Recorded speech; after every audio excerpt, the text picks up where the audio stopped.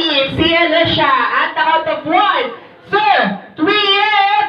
Happy birthday! Palakpakan naman po natin si Alicia. Please close your eyes, make a silent wish, and blow your candle. At the count of 1, 2, and... blow! Happy birthday, Alicia! Siyempre, hindi na po makukompleto ang birthday party ni Alicia hanggat hindi po namin naririnig ang birthday message po ninyo para sa inyo, apo, at inyong pamangkin na si